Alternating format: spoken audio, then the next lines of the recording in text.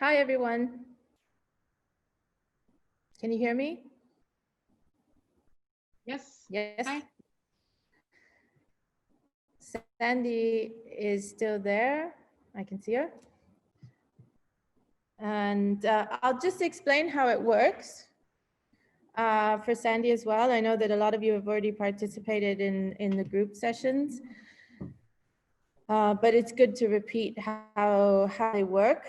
And I'm going to share my screen, and I'm going to show you a slide that's actually explains how we're going to do this. So there are 4 groups of approximately 10 people. There might be less or there might be more depending on who's online.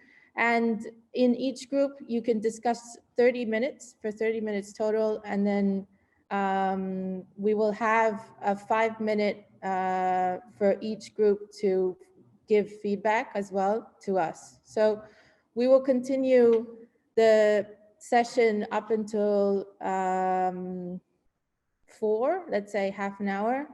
And then you'll choose who will give feedback on what you discussed during the 30 minutes. And I discussed the possibility of using Andy's suggestions for the rooms. And so room 1 is time and duration. Room 2 is embodied and embedded. Room 3, fragmentation and fragility. And room 4, collaboration and contamination. So you will discuss these 2 topics in each room. And then you will come back to us at 4, and one of you will tell us what you talked about during the sessions. And just to tell Sandi that you can participate, you will be randomly assigned to these rooms. And so if you stay online, Sandi, then you can participate in one of the sessions as well. Okay, so you just throw me in these rooms, yeah, right? Zoom will actually throw you. Okay. Okay.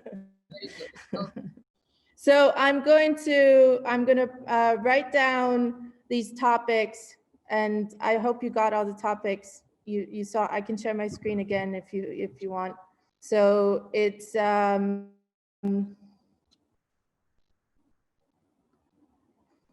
just to repeat: room 1, time and duration; room 2, embodied, embedded; room 3, fragmentation and fragility; and room 4, collaboration and contamination.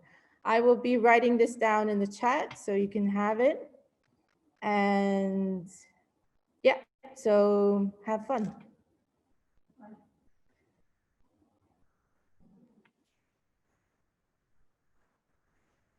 Hi. So I see you're all back. I hope you had a great discussion. So we're going to have 5-minute presentations of what you've been talking about and some feedback. So I hope you chose who is going to give feedback in each group. If that didn't happen, let me know. But I might start with let's start with group 1, time and duration. So who's going to give us some feedback? Each person has 5 minutes each to give feedback on what they talked about. Who's going to talk for room 1?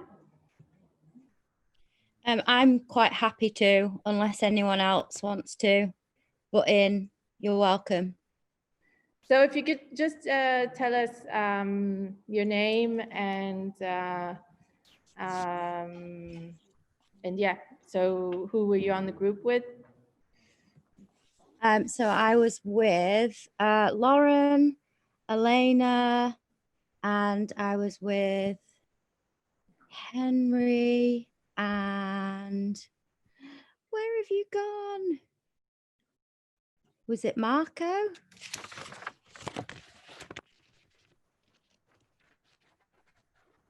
Okay, I'll just start. Oh, that's okay. Yeah, just start. Marco and Henry, yeah. Okay. So time and duration. We sort of started by talking about like the sort of longevity of a social, a project, a community project, and this idea of an artist sort of parachuting into a already community, and like what their sort of, how they dealt with that, whether they were kind of building a structure, or a kind of, they were just there to kind of observe and just to be, like one of those kind of residencies. We also, Elena mentioned sort of this idea of being sort of skeptical of like the artist as a kind of savior kind of character, and seeing it a residency or spending time in a place, like maybe the aim should be about sort of the sharing of tools, be that sort of like information, material, and I think she said that she was usually part of a larger project, so it wasn't just a kind of like micro residency where it was just her going to a community. What else have we got here?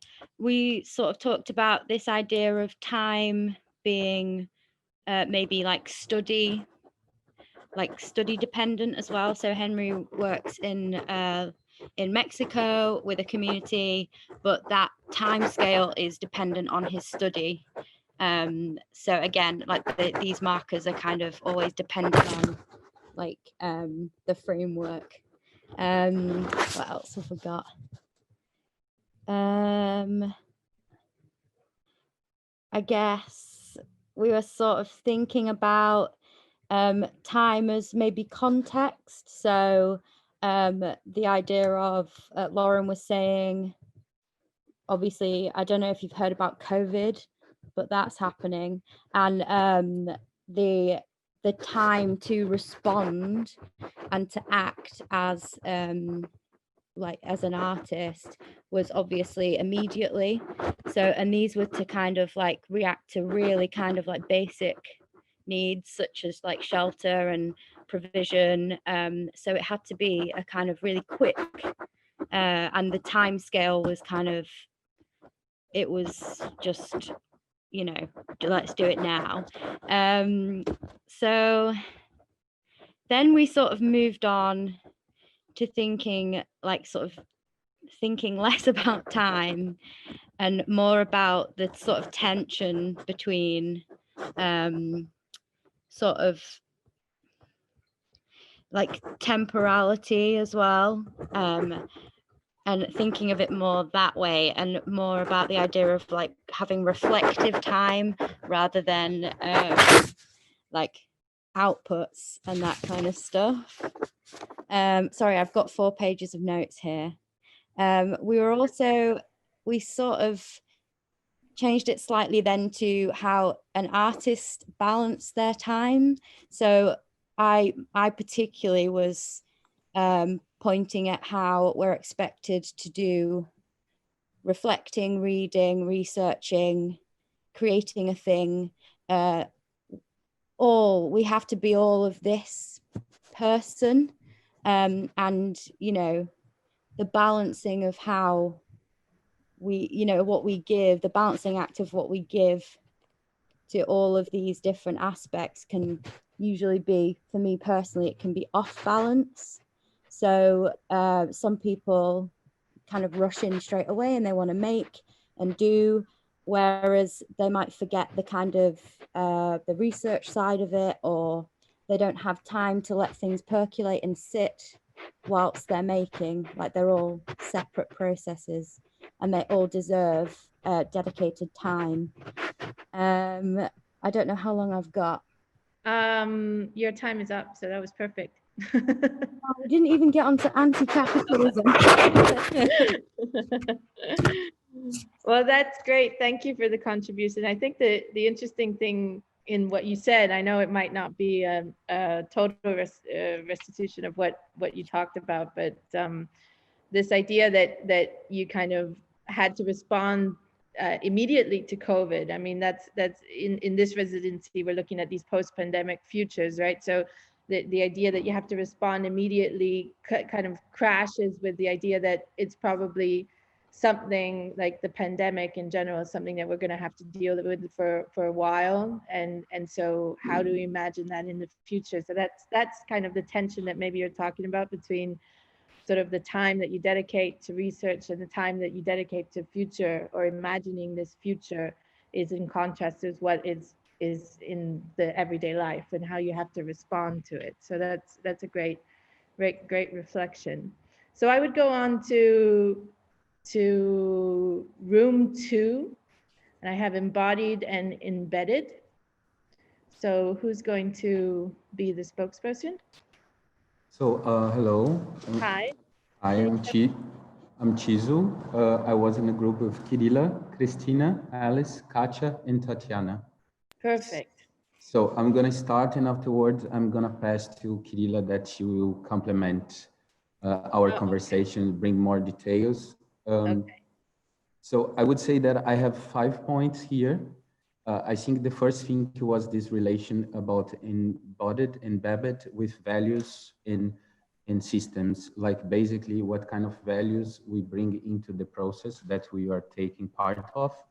And then there was another point. I think Christine says that actually she's not agreeing. Maybe this is not the word, but she doesn't agree with the terms of values, that she prefers to come with this more like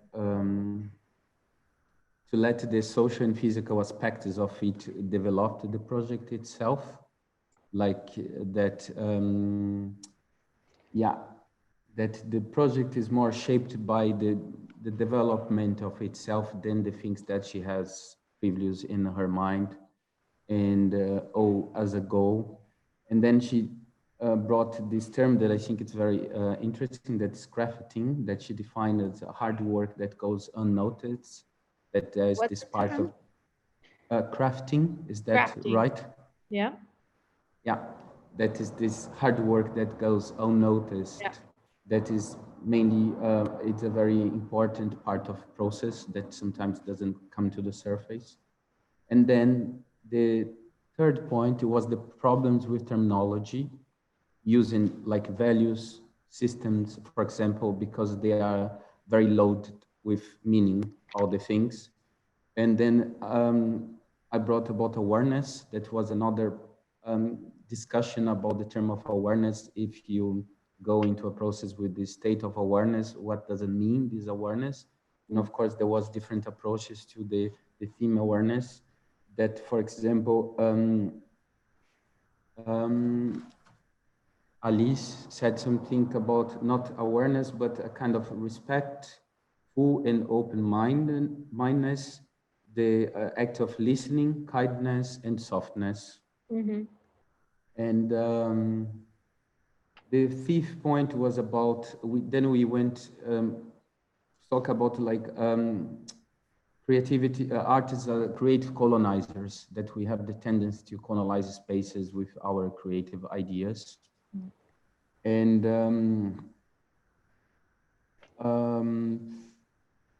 I would say that my point is that awareness was exactly not this state of having a preconception of space, but having exactly this attention, this full attentiveness, like this full mindedness in the act of listening.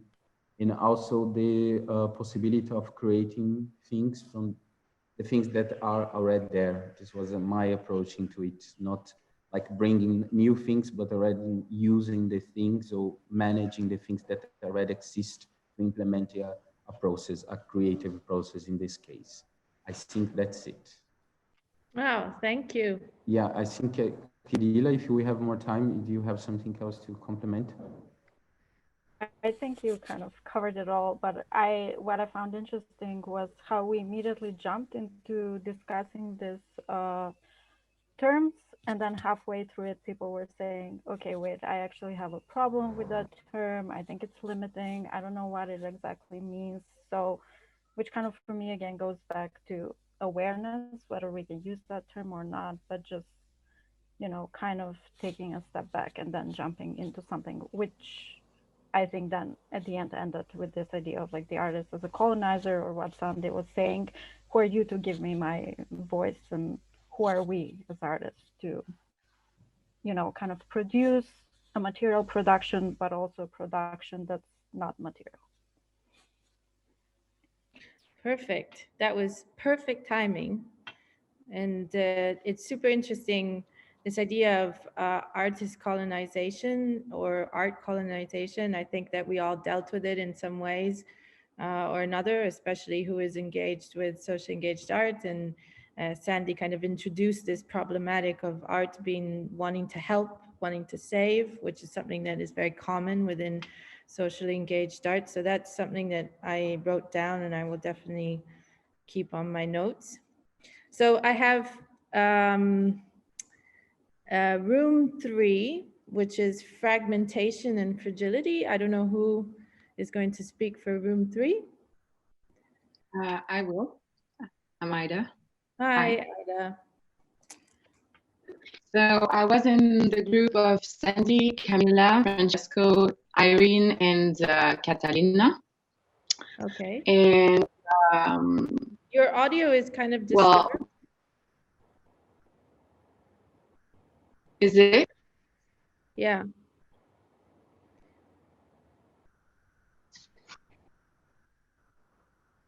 No, try to speak and slowly, and we'll see how it goes. No. Yeah, we can hear you. Is it okay now? Yeah. Yeah. When I speak? Yeah. Great. So we had fragmentation and fragility, and we talked about the fact that fragmentation and fragility can lead to looking for solutions, and having this pandemic made more visible some of the fragilities of societies, and how we can work to improve them. But we mostly talked about our emotional sense of fragmentation and fragility. And so Sandi was talking about the matrix, about the fact that we were in this kind of in this frame, and we were here talking on Zoom, having framed, you know, people, like trying to connect with this room within this room.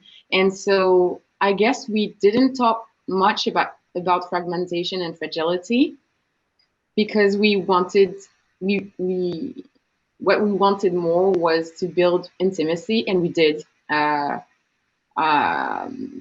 In a few minutes, we did build a sense of intimacy, of connection. And we did talk about the fact that Sandi talked about the fact that fragility was inherent to the humankind and the earth as well, and that we have to recognize them in order to, you know, to go around the problems that are happening now, like such as climate change. And yeah, we talked about the fact that we were in different spaces and how it's difficult to miss intimacy with other people, how it's difficult to miss being in a room full of people and to just interact through the screen, and how you guys who are in the Unidee residency in Gela are lucky, and yeah, it was great. And if anyone wants to say something more that I didn't say, just go ahead. I think I'm done. Does anyone say something more? No? No? Irene says no. Yeah.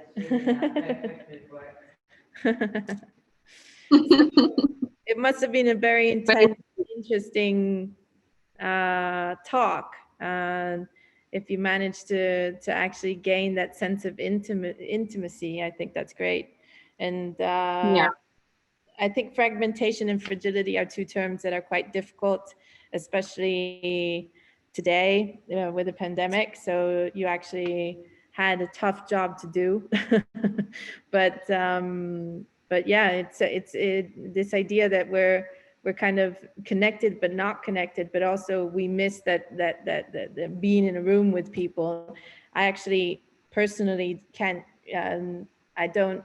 I'm forgetting how it is. You know, I'm sitting in a room with people right now, but we're very distant, and we're kind of like, it's different from the way it was before. So let's hope we reimagine this sense of community and sense of intimacy within closed spaces. Exactly. And if I may add just one thing, I used to work a lot on performance and, like collective performance. And I cannot work. Yeah, so yeah. That's another issue, long issue that we'll talk about probably. So the last group is room number 4, and it was the themes were collaboration and contamination. So who's going to speak? Here we speak Orecchie d'Asino. Okay. And, we work together with Giulia, Daphne, Leah, Miriam, and Annabelle. I hope I didn't forget anybody. And at the beginning, we start talking about frame and unframe, because it was, and we keep on going back to this also through our discussion.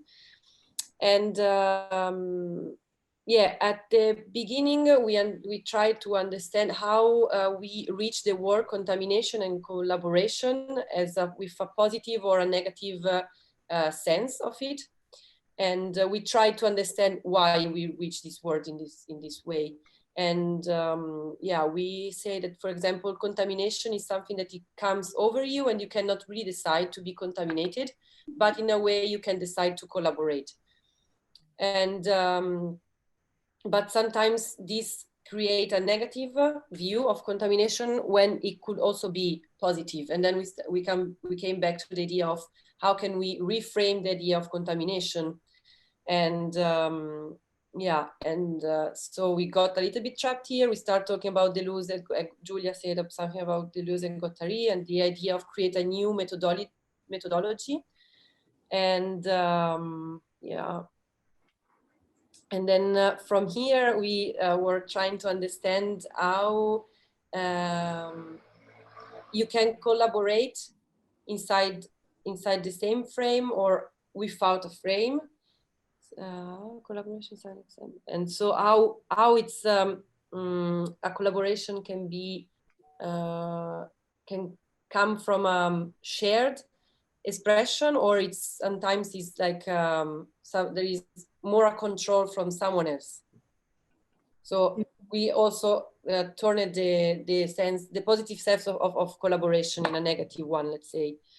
And so we arrived to say that contamination has more a passive sense and collaboration an active one. I think Annabelle was talking about a book that is called Language is a Virus, about William Burroughs. So talking again about contamination as a way of passing information or passing ideas. And so the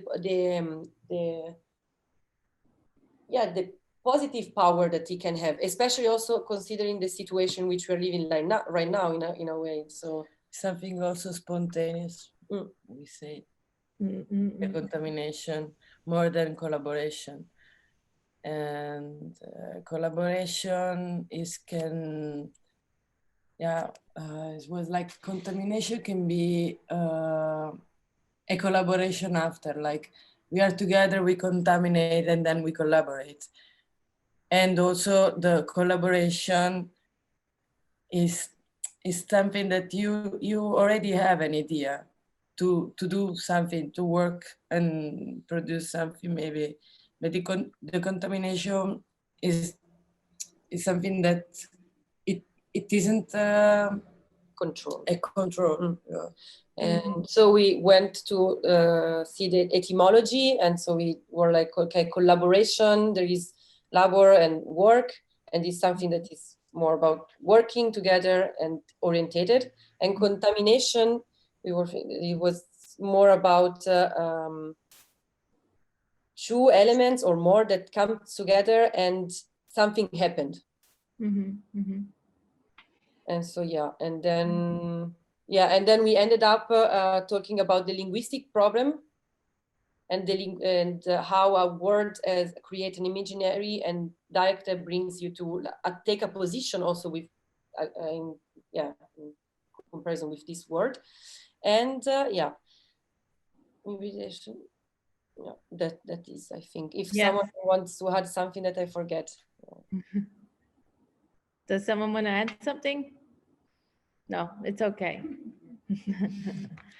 So thanks for that. I think the idea of talking about contamination today is also quite difficult, especially because we're redefining the framework in which we're actually understanding the idea of contamination every day. So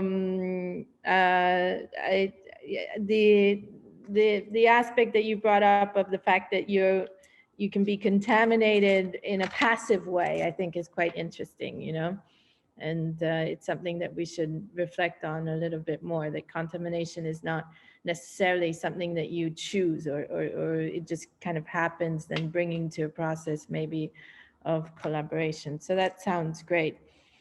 So I guess we're at the end of our session. I wanted to thank all of you, and I want to thank Sandi for being with us and for participating within the group sessions.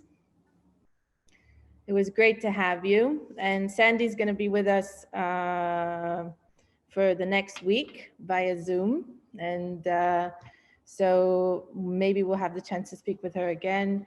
And your questions were great. All the feedback was perfectly within our timing, so bravo to everybody.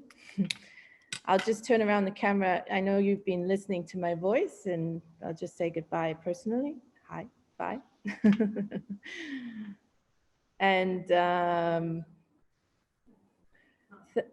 And everybody from the residency also says goodbye. So Sandi, we'll see you tomorrow. Is it okay at 4 or?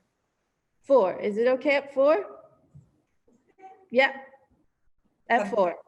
Okay. See you tomorrow. See you tomorrow. And with some of you, we might see you soon. With others, we'll see you on the next seminar. So thanks again. Thanks. Bye. Bye-bye. Bye.